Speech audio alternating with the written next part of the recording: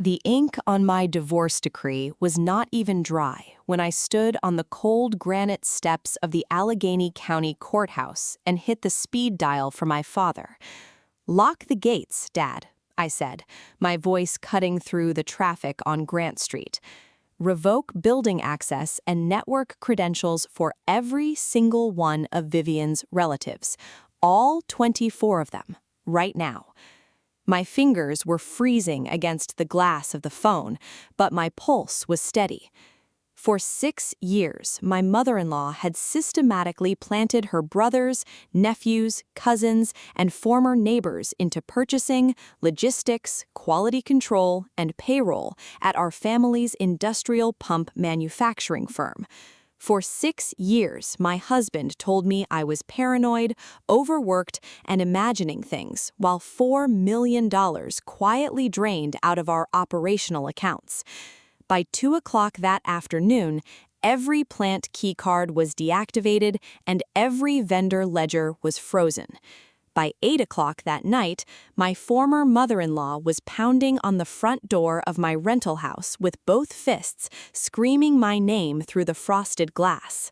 She wasn't standing in the freezing rain to salvage her son's marriage. She was there because she realized I had seized the master server and was 12 hours away from uncovering the ghost vendor registered under her own maiden name. I was 35 when I walked out of that courthouse, but the trap had been laid 7 years earlier, when I still believed that marrying Julian Cross meant expanding our family, rather than inviting a syndicate inside our gates. My father, Thomas Vance, had spent 38 years building Apex Fluid Dynamics from a 2-man welding bay along the Monongahela River into a precision manufacturer of high-pressure hydraulic pumps for municipal water authorities and marine transport. He knew every machinist on the floor. He still drank black coffee from a dented stainless steel thermos he had bought in 1989. On my 29th birthday, he named me Vice President of Operations and handed me a tailored dark charcoal blazer. "You wear this when you sit at the head of the table, Elena," he had told me. "You protect the floor, and the floor will protect you." Julian had smiled that day, smoothing the lapels of my jacket and telling me how proud he was to stand behind a strong woman. Back then, Julian had a way of making attentiveness look like devotion. He worked in commercial insurance, carried himself with an effortless, low-key warmth, and made me feel anchored. His mother, Vivian, moved with a far more deliberate strategy. Vivian never demanded favors directly. She dealt in tragic circumstances wrapped in family duty. At our first holiday dinner, Vivian brought over a plate of roast beef, sighed softly, and mentioned that Julian's first cousin, Marcus, had been laid off from an equipment dealership. "Marcus has such an exceptional mind for vendor pricing," Vivian had murmured. "It breaks my heart that someone with his loyalty is sitting at home when established families could lift him up." I wanted Vivian's respect. More than that, I wanted Julian to see that I was generous with the people he loved. I arranged an interview. Marcus was hired into junior purchasing. 6 months later, Vivian mentioned an uncle with logistics experience. Then came a sister-in-law for human resources, a nephew for shipping oversight, and a family friend for accounts payable. Each request arrived packaged as an act of charity. My father approved the hires because he trusted my judgment. I trusted Julian because I loved him, and Vivian navigated the blind spot between those two loyalties with absolute surgical precision. By the time I turned 34, 24 members of the Cross extended family were embedded across every single department at Apex that handled purchase orders, freight routing, and invoice reconciliation. The first crack in the facade appeared on a quiet Tuesday evening in October. I was reviewing raw material margins in my office after the evening shift had clocked out. a line item for heavy-gauge valve casings from an entity called Crestview Industrial showed an 80% cost increase over 16 months, despite scrap steel prices remaining completely flat. When I questioned Marcus in purchasing, he handed me a slick market analysis and blamed post-pandemic freight surcharges. The paperwork was pristine, too pristine. 2 weeks later, our largest municipal customer in Cleveland called to report that 4 high-pressure pump manifolds had arrived with substandard metallurgy certificates. The shipping supervisor, another of Vivian's recruits, swore the transit logs were delayed by regional rail congestion. Then I uncovered recurring consulting retainers paid to LLCs with 0 registered physical offices, and vendor purchase orders systematically split into amounts just under $10,000 to bypass my father's required executive countersignature. Whenever I brought the discrepancies home, Julian had a rehearsed script waiting. He would walk up behind my chair at the kitchen island, press his thumbs into my shoulders, and use that soft, patronizing voice that had slowly eroded my confidence for 5 years. "You're exhausted, Elena," he would whisper. "You're managing 80 machinists and looking for conspiracies and routine accounting variances. These are people who spent Thanksgiving at our table. Are you really accusing my family of stealing from your father?" By the end of the night, I was always the one apologizing for being cynical. That was the pattern. I flagged a financial leak, Julian made me feel unstable, Vivian called the next morning with a sentimental reminder about family loyalty, and I swallowed my instincts to preserve the peace. Until a damp Saturday morning in November. I drove out to the industrial park in Neville Island where Crestview Industrial, the vendor billing Apex $40,000 a month for component storage, was supposedly located. There was no warehouse. There was only a rusted chain-link fence, overgrown weeds cracking through broken asphalt, and an empty concrete pad behind an abandoned tool rental shop. I sat in my idling car in the freezing fog, staring at an empty lot my father's company had paid nearly $2 million to lease. That was the morning doubt died and survival took over. I did not confront Julian that night. Instead, I took $10,000 from my personal savings and hired Sandra Briggs, a veteran forensic accountant whose firm specialized in commercial asset diversion. We met at an obscure diner off Route 65. Sandra didn't deal in emotional narratives. She dealt in digital audit trails and banking forensics. For 8 months, Sandra pulled server logs, tracked electronic funds transfers, and mapped the interlocking corporate filings of every suspicious vendor billing Apex. The architecture she uncovered was staggering. 24 employees connected to the Cross family created a closed-loop extraction pipeline inside our firm. Marcus approved inflated purchase orders in purchasing. The shipping supervisor verified fictitious deliveries. Accounts payable released split checks to 3 holding companies. The fake storage yard on Neville Island was only the surface. Over 5 years, the syndicate had siphoned $3,800,000 directly out of Apex's operating capital. Then, Sandra dropped the final file onto the table. There is a master user profile on your enterprise network, User 9. It has administrative viewing privileges across all accounting modules.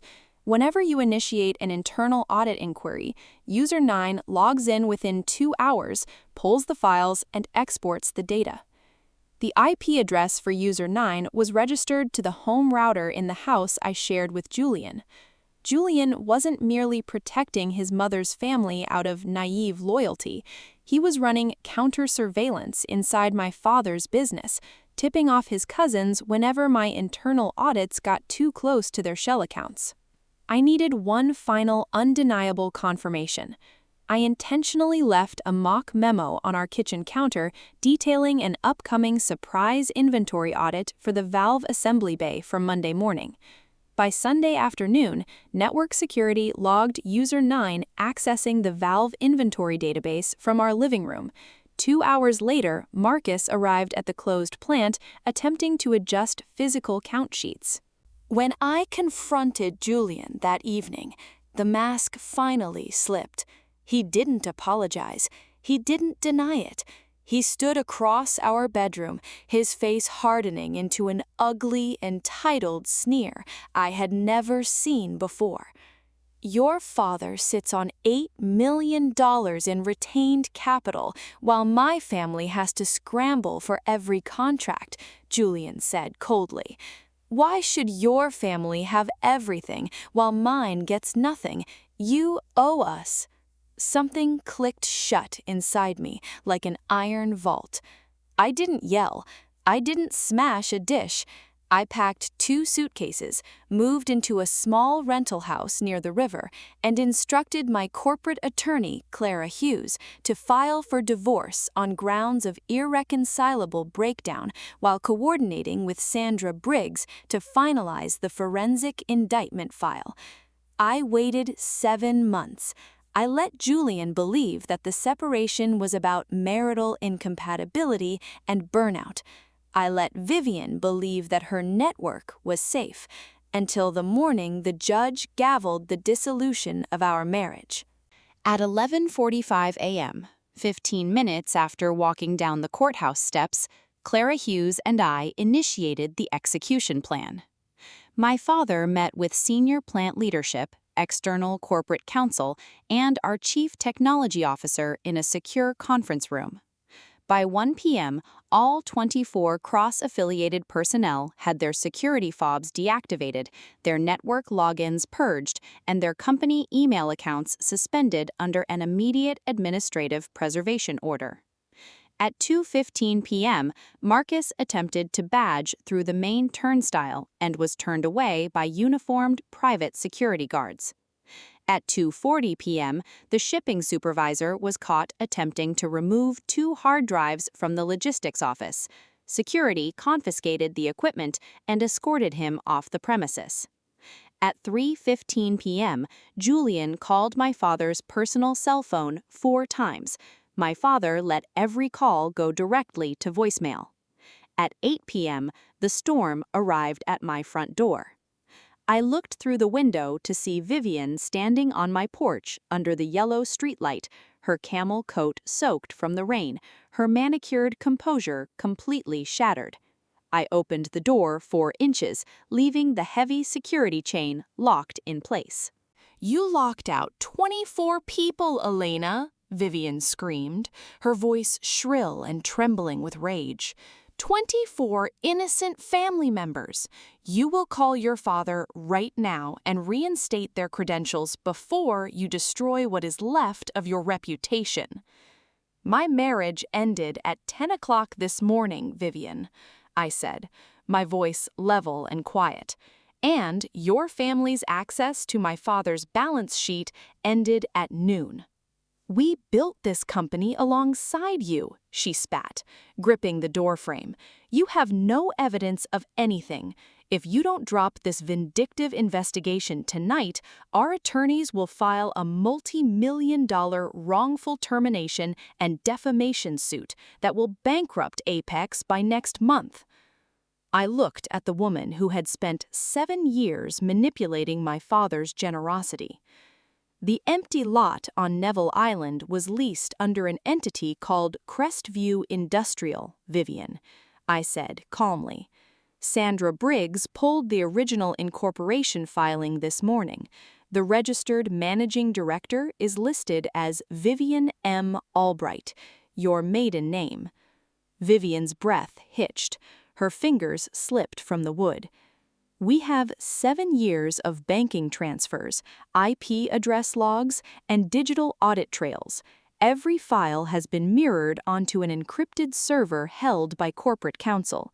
If your attorney files a single document in civil court, our fraud affidavits go directly to the Commercial Crimes Division of the County District Attorney." Vivian's mouth opened, but no words came out. The rain dripped steadily from the porch roof onto her shoulders. "Get off my porch, Vivian," I said. I closed the heavy oak door and turned the deadbolt. The formal confrontation took place 3 days later in the main executive boardroom at Apex Fluid Dynamics. My father sat at the head of the table, wearing his worn work jacket, his dented thermos resting beside a stack of red-labeled audit binders. I sat to his right, wearing the tailored charcoal blazer he had given me 6 years earlier. Marcus arrived flanked by an aggressive employment attorney. Julian sat at the far end, refusing to make eye contact with anyone. Sandra Briggs opened the presentation with surgical detachment. She projected the financial schematics across the wall: 38 months of inflated invoices from Crestview Industrial, 42 split payments funneled to Shell holding accounts, and the digital access logs proving User 9, Julian's profile, had methodically monitored internal oversight files. Marcus's attorney reviewed the first 50 pages of banking receipts, closed his briefcase, and leaned over to whisper in his client's ear. Marcus went dead white and remained completely silent. Clara Hughes laid down the terms. All 24 provisional suspensions are converted to immediate terminations for gross cause and breach of fiduciary duty. We have executed formal civil settlement agreements for the recovery of $1,200,000 against the primary signatories. If those agreements are signed by 5 o'clock on Friday, Apex will refrain from initiating immediate criminal referrals. Julian looked up at me, his hands shaking as he adjusted his collar. "Julian, please," he rasped, his voice cracking in the quiet room. "I was trying to keep peace between your mother and you. You know I never touched a single cent of that money myself." I looked across the table at the man I had shared a home with for 6 years. "You didn't take the money with your hands, Julian," I said, my voice steady and cold. "You held the door open while your mother carried it out the back, and you made me spend 5 years believing I was losing my mind so she could finish loading the truck." He had no answer. The recovery was demanding, but it was absolute. 19 employees were permanently terminated for direct involvement in the billing and logistics diversion. 5 junior workers, who were distant relatives with zero knowledge of the Shell entities, were offered independent reevaluations and transitioned under new supervision. Marcus signed the restitution agreement, liquidating his real estate holdings to satisfy his portion of the civil settlement. Vivian's Shell entities were formally dissolved, and the fake Neville Island lease was permanently wiped from our operating ledgers. Within 8 months of restructuring purchasing and bidding all transport contracts through transparent public procurement, Apex's operating margins surged by 22%. The cash bleed stopped. Long-time floor machinists were promoted into management roles that had previously been blocked by nepotism. The following spring, my father gathered all 110 employees on the central fabrication floor. The air smelled of clean hydraulic oil and cutting fluid. The machinery hummed with steady, unbroken power. My father stood on a wooden pallet, raised his old thermos, and announced his official retirement, passing the executive presidency of Apex Fluid Dynamics to me. The applause that echoed off the steel girders was loud, genuine, and earned. I looked down at the sleeves of my charcoal blazer, then out at the floor of workers who had built this enterprise with their bare hands. Vivian had believed that quietness was weakness. Julian had believed that my love was a blank check for his family's entitlement.